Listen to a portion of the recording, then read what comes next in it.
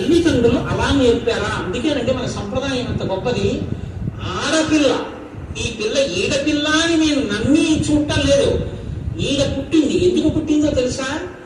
ఆడపిల్ల అక్కడికి వెళ్ళిపోతుంది. ఎందుకు వెళ్ళిపోతుందో తెలుసా? అక్కడికి వెళ్ళి ఆ వంశాలను ఉద్ధరిస్తుంది, అక్కడ నుండి నన్ను ఉద్ధరిస్తుంది.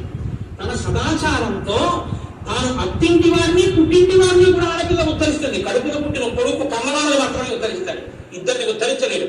ఆడపిల్ల రెండు వంశాలను ఉద్ధరిస్తుంది, సీతమ్మ తల్లిని ఉద్ధరించింది. కాబట్టి ఆడపిల్లకి ఆచారం ఉండాలి, ప్రవర్తన తెలిసి ఉండాలి. కోడలికి ప్రవర్తన తెలుసో తెలియదో తెలుసుకోవాలంటే తల్లిదండ్రులకి ఆచారం ఉందో లేదో తెలియాలి. ఆచారం వాళ్ళకు ఉందో లేదో తెలియాలంటే ఋషులు మీకు తెలియాలి. మీకు నచ్చితే నేను వస్తాను, పిల్లలు తెచ్చుకున్నాం, మీకు నచ్చకపోతే కలుగు చేశాను.